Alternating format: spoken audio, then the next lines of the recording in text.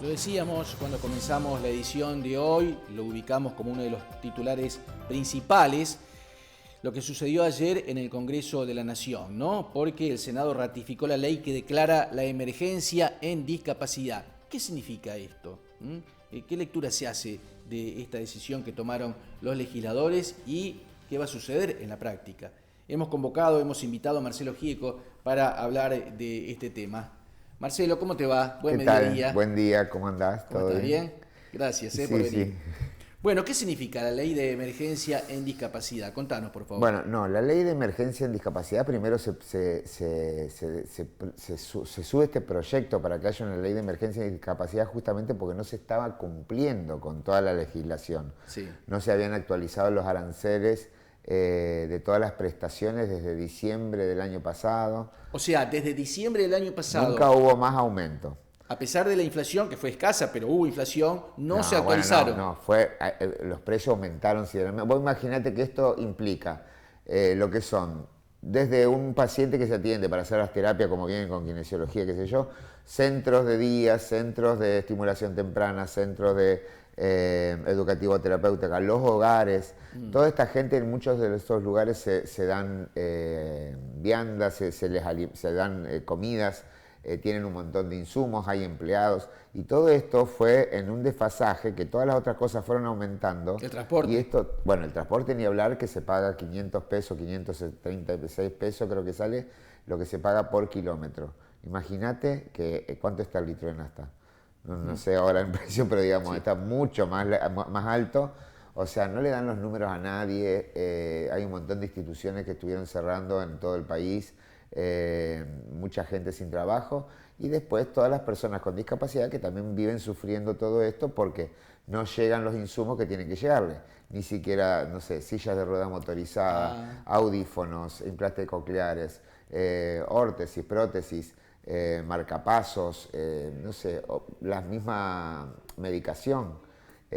Todo un desfasaje de cosas tremendas que hubo, que no solo que cortaron y no autorizaron todo este nomenclador, sino que a su vez no entregaron nada de todo esto. Un montón de cosas no fueron entregadas. claro, claro. ¿Qué sucede con aquellas pensiones o subsidios que reciben personas con discapacidad y que se las denomina truchas, ¿no?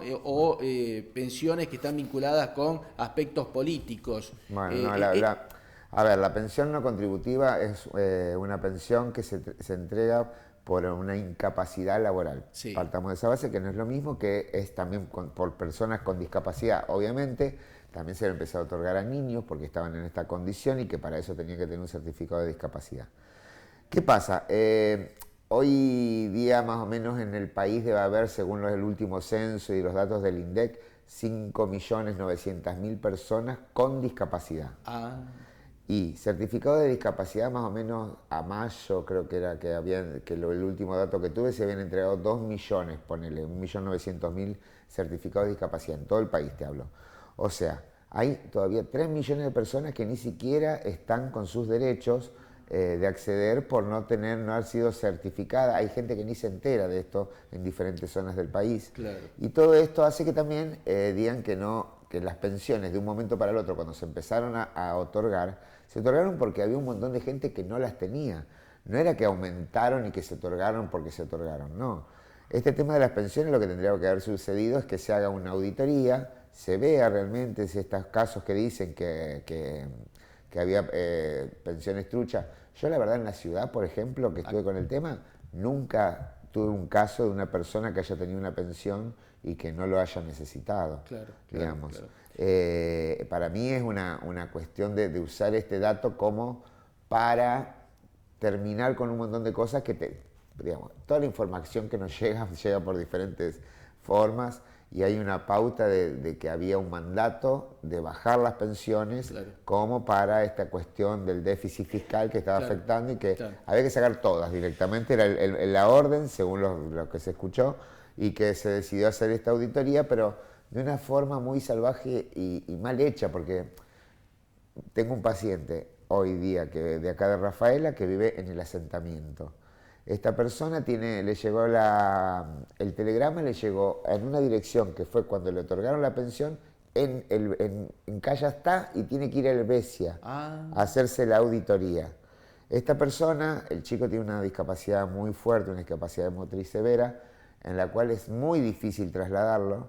Tiene que irse con colectivo, buscar una persona que le ayude, dejar esa casa con todos los riesgos que le implica a ella y todo el costo que es para poder llegar a un lugar y que le digan entonces que el chico tiene una discapacidad contra algo severísimo. claro, con el ¿Entendés? riesgo de perder Y el bueno, subsidio y si que no para lo esta hace. gente, que por más que son 200.000 pesos, creo que hoy no sé si cuánto es bien, es muchísimo para Bien, esa sí, gente. sí, Es seguro. fundamental para su vida. Marcelo, te pregunto por último, ¿se sabe qué número, qué porcentaje hay de personas con discapacidad en Rafaela y cuántas personas se dedican a brindarle servicios, prestadores, digamos, ¿no? En Eh, nuestro medio. no sé el dato específico de los números, pero siempre a ver, lo que se estima es que el 10% de la población Ah, tiene una discapacidad, claro. ya sea de nacimiento, adquirida, congénita, lo que sea. Sí, Pero que es más o menos ese dato. Dicen que había aumentado a un 13% en los últimos años cuando empezó a aumentar el índice de la pobreza y eso aumentó también el claro. índice de la discapacidad porque está con un tema social.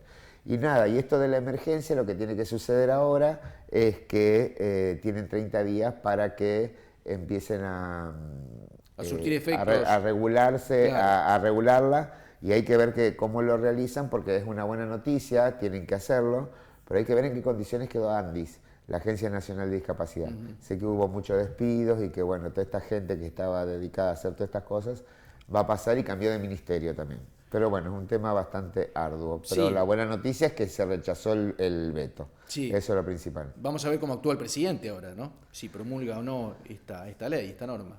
Sí, teóricamente esto acá tendría que cumplirlo. Ahora después cómo lo reglamenta y en qué condiciones está todo para que se cumplan ahora estas cosas que se piden, vamos a ver.